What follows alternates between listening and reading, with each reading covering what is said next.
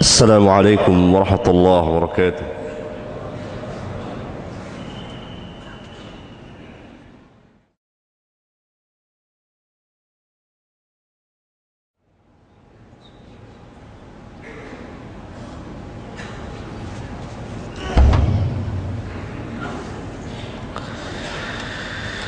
إن الحمد لله نحمده ونستعينه ونستغفره ونعوذ بالله من شرور أنفسنا ومن سيئات أعمالنا. من يهده الله فلا مضل له ومن يضلل فلا هادي له، وأشهد أن لا إله إلا الله وحده لا شريك له، وأشهد أن محمدا عبده ورسوله. أما بعد، أيها الإخوة, sidang Jumat yang saya cintai,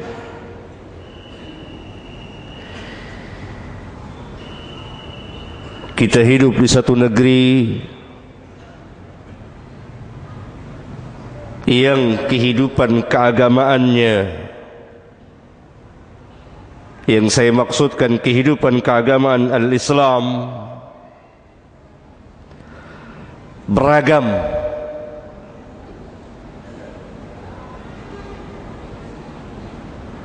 Berbagai macam sekte atau golongan atau firqah ada di negeri ini.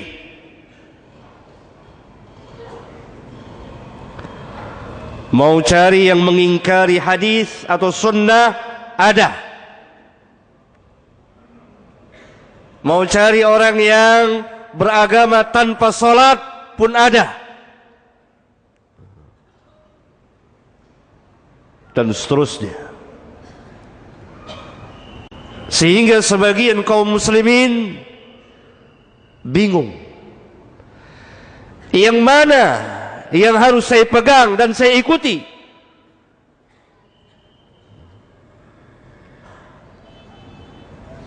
Yang pada hakikatnya, kalau kita kembali kepada Al-Quran dan Sunnah, kita akan dapati jawabannya.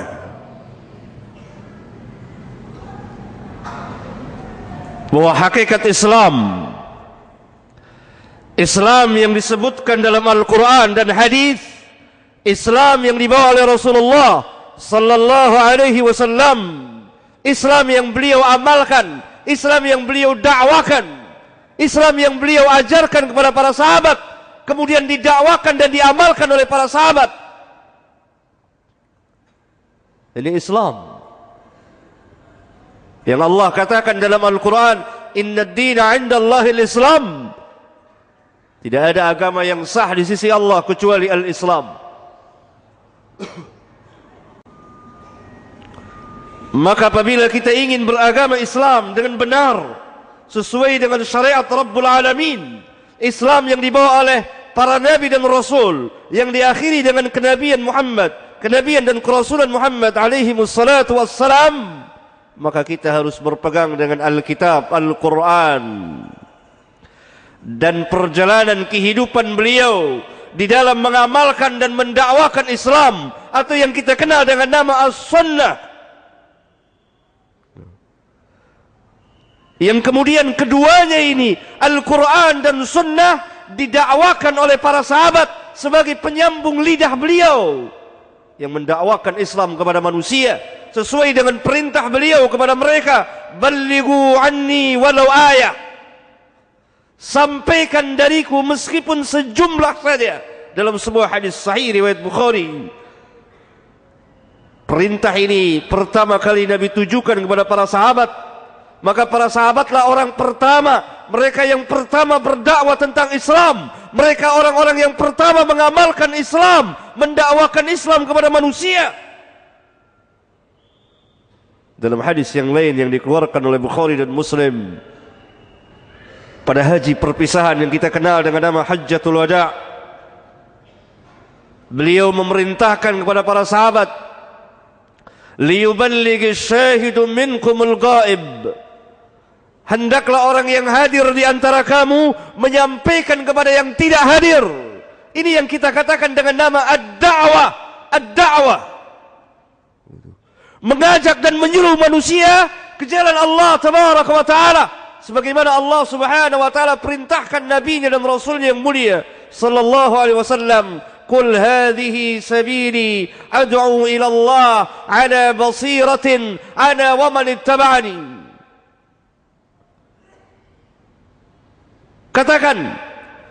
Katakan ya Muhammad kepada mereka, inilah jalanku, siratal mustaqim, jalan Allah yang lurus.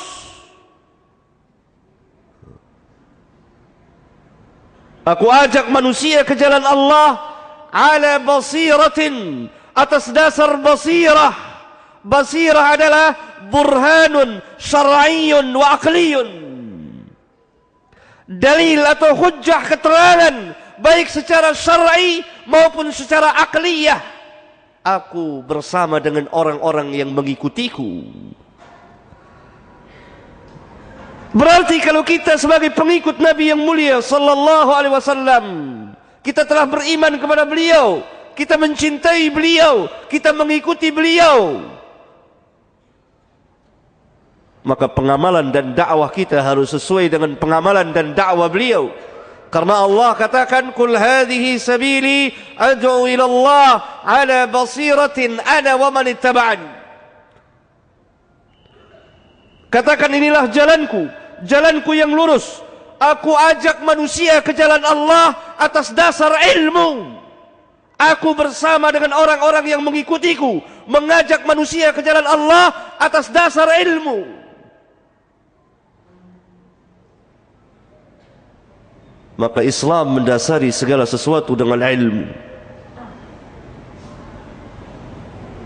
Ilmu yang dimaksud, qala Allah, qala Rasul, wa qala sahabah. Ilmu yang dimaksud apa yang Allah katakan, apa yang Rasul katakan, kemudian dijelaskan oleh para sahabat. Ini yang kita kenal dengan al-manhaj, cara atau sikap beragama yang benar,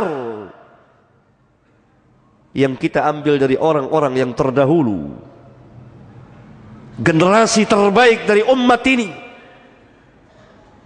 yang masuk dalam firman Allah. Bahkan kepada mereka pertama kali Allah berfirman, kuntum khaira ummatin ukhrijat linnas. Kamulah sebaik-baik manusia yang Allah bangkitkan, sebaik-baik umat yang Allah bangkitkan, keluarkan untuk manusia. Keluar di sini bukan khurut 3 seminggu, sebulan atau 4 bulan, bukan.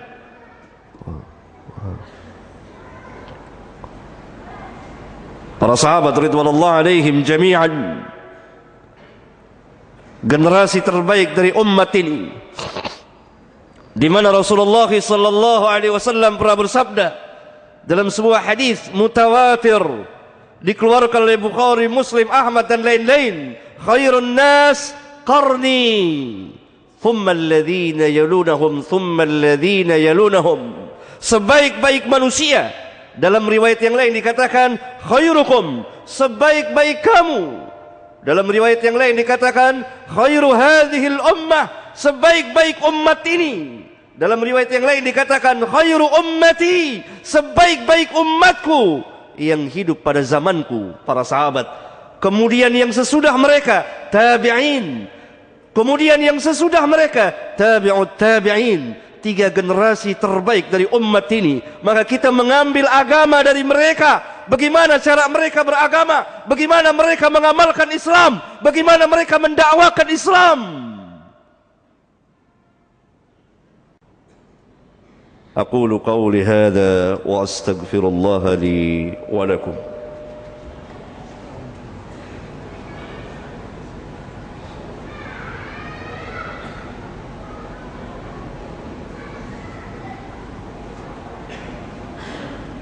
الحمد لله حمدا كثيرا طيبا مباركا فيه كما يحب ربنا ويرضى، والصلاة والسلام على النبي الرحمة وعلى آله وأصحابه ومن اتبعهم بإحسان إلى يوم الدين، وبعد.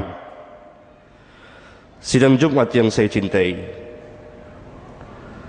ada salah satu firqah, kelompok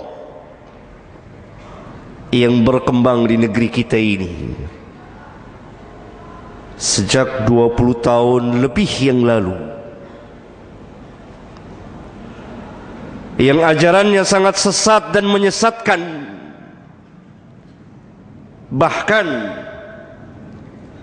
kalau kita timbang dengan timbangan Al-Quran dan Sunnah, tidak ragu lagi bahwa ajaran mereka ini telah keluar dari Islam. Walaupun mereka mengatasnamakan Islam, mereka adalah orang-orang yang dididik oleh para orientalis di negeri-negeri mereka. 2-3 abad yang lalu, para orientalis itu langsung mendatangi negeri-negeri Islam, Indonesia, Malaysia, Pakistan, Mesir, dan seterusnya. Mereka turun terjun langsung merusak akidah dan amaliyah kaum muslimin. Pada awal abad ke-20, mereka telah mendirikan beberapa madrasah mereka yang tersebar di negeri-negeri mereka.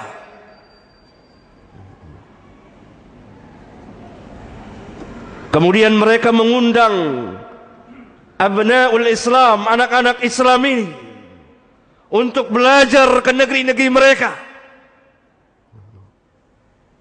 Inilah madrasah orientalis, atau yang saya namakan dengan nama Yahudi gaya baru.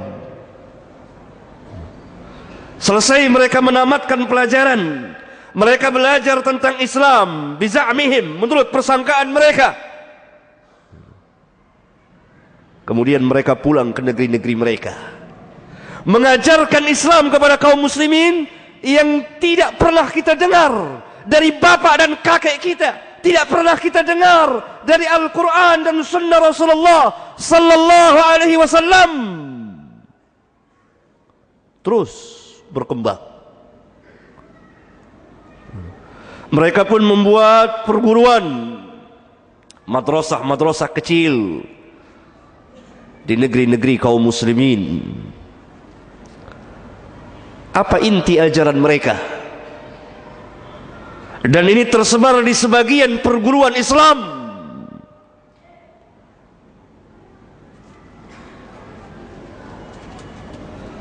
Pertama, mereka mendakwakan kesatuan agama, wahdatul wujud, wahdatul adyan, kesatuan agama. Semua agama adalah sama, tujuannya adalah satu kepadanya. Tidak ada perbedaan antara Islam, Kristen, Yahudi, Konghucu, Buddha, Hindu. Sama semuanya. Semuanya berada dalam kebenaran. Ini ajaran yang sangat berbahaya, merusak dan membatalkan dan menghancurkan akidah seorang muslim, di mana Rabbuna telah tegaskan tadi, Inna ad-dina 'inda Allahil Islam. Tidak ada agama yang sah di sisi Allah kecuali Islam. Wa raditu lakumul Islam dina, dan aku redha Islam sebagai agama bagimu. Wa may yabtaghi ghairal Islami dinan fala yuqbala minhu wa huwa fil akhirati minal khasirin. Barang siapa yang mencari selain dari Islam, maka tidak akan diterima agamanya dan dia termasuk orang yang rugi nanti di akhirat. Berkembang ajaran ini sejak kurang lebih 20 tahun yang lalu di negeri ini, dengan sejumlah tokoh-tokohnya. Kemudian sekarang mereka telah mempunyai anak cucu dan mengembangkan lagi ajarannya, wahdatul adyan, kesatuan keagamaan ini.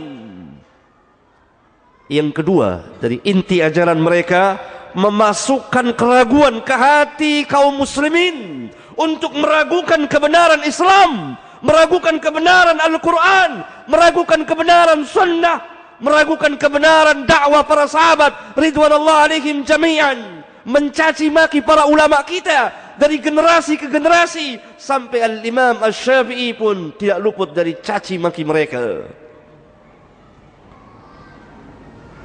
Padahal Rabbuna telah menegaskan kepada kita, al-haqqu min rabbika fala takunanna minal mumtarin. Yang hak itu dari Rabbmu, maka jangan sekali-kali engkau menjadi orang yang ragu. Kita yakin akan kebenaran Islam, kita yakin akan kebenaran Nabi yang mulia sallallahu alaihi wasallam, kita yakin akan kebenaran Al-Qur'an dari awal sampai akhir, meskipun kita belum paham sebagiannya atau secara keseluruhannya. Qul sadaqallah, katakan benarlah Allah. Sebagaimana Nabi yang mulia pernah bersabda, ma kharaja minni illa haqqun, tidak keluar dariku melainkan kebenaran, yang adalah kebenaran di atas kebenaran. Mereka memasukkan sedikit demi sedikit keraguan demi keraguan di dalam hati, tashkik di dalam hati seorang mukmin. Padahal kalau kita membaca Al-Quran, di awal-awal Quran, di awal surat Al-Baqarah, Allah berfirman, Alif Lam Mim, dzalikal kitabu la raiba fihi hudan lil muttaqin. Alif Lam Mim, kitab ini la raiba fihi, tidak ada satupun keraguan, tidak dimasuki satupun tuduhan, tidak ada keraguan akan kebenarannya, tidak ada keraguan bahwa Al-Quran adalah kalamullah, tidak ada keraguan bahwa Muhammad sallallahu alaihi wasallam adalah utusan Allah tabaraka wa taala. Yang ketiga, inti dari ajaran mereka mencampur adukan antara yang hak dan yang batil.